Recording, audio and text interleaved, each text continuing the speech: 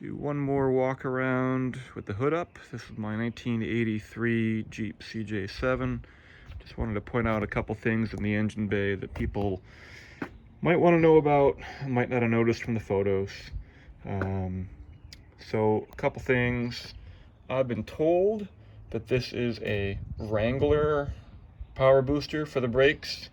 That means it's better than what came on the CJs. Obviously this whole Jeep is not 100% original. I believe, in my opinion, it's a very nice CJ. It's not pretending to be an original CJ. So in my opinion, having a more modern, slightly more modern power booster is a good thing.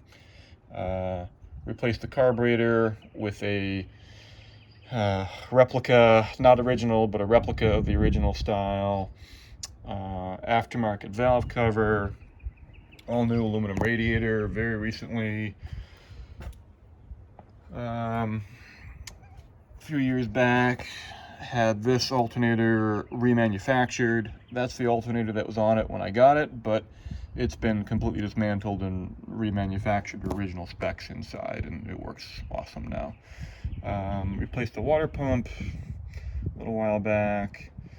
I mentioned the valve cover.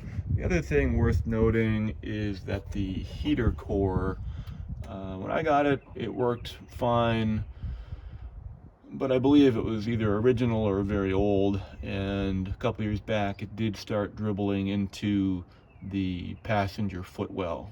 I caught it, I think, immediately because there was no impact to the floorboards or anything else in there, but rather than go to the expense of replacing it, for better or worse, I just bypassed it.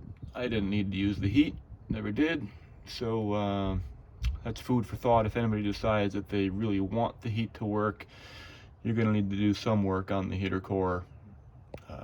But for a CJ for the summertime, I'm hoping most bidders are not going to be that worried about having heat. But something to think about. Just want everybody to know what's here, what's not here, and what works and what doesn't work. Couple things I pointed out before and tried to highlight them in photos. There is some cracking. It's like cracking of the paint. The metal's fine. The metal's strong, metal's fine, but there are some chips, there are some crackles. There's another one over here. I can't really explain it. I don't know why the lacquer would have come apart like that, but it did.